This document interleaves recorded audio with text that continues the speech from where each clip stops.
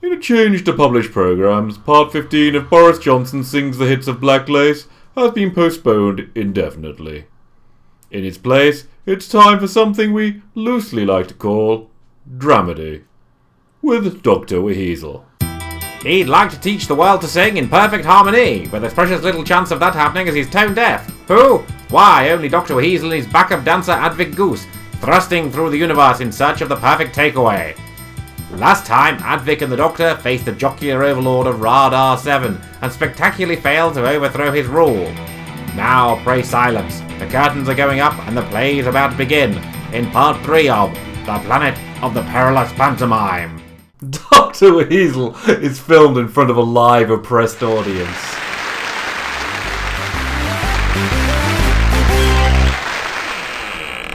Hey Advick, I'm home.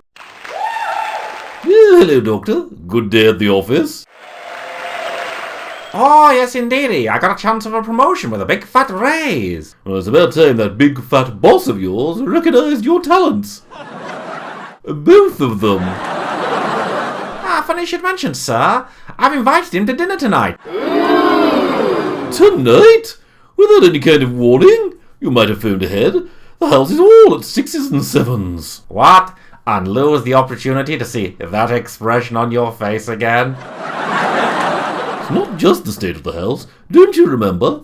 Tonight's the night Miss Dottie Propellershaft and the vicar are popping round to audition me for the village players. Oh no! Sir's a screaming atheist. Last time he met a man of the cloth, he ended up shoving his head in the nearest wheelie bin, screaming, "God bless you!" You flaying flapdoodle, what a conundrum! How will we...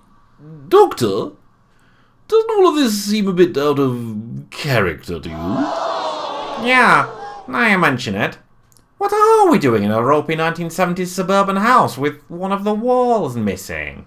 I know for sure I'd never have chosen wallpaper that garish. And that's an audience watching us. Doctor, I remember now. The Overlord. He used the mesmomatron to force us to entertain him. No, this won't do at all. You're still resisting. Let's see what a higher setting does. Oh, you fiend. Advick, we've got to keep resisting his power. Or we're going to be trapped in these tawdry scenarios forever. But it was to no avail, for Advick and the Doctor quickly fell into the Overlord's mesmeric domination once more. And as their minds clouded, the suburban house melted around them, forming into a down-market public house. The sort you wouldn't take your mother into, unless she was exceptionally ripped. So long as I'm landlord of the Queen Elizabeth Advick, you'll never be welcome here, after what you and my missus got up to. You unconscionable jackanapes! Call me a What? That's not the line. Look, me old mucker. Your boss may be able to force me to improvise the worst Mockney accent ever heard in the Four Kingdoms, but you will never, ever get me to casually hurl around the epithet slag. Some of us just have too much class. Oh, lummy, that flipping audience is still watching.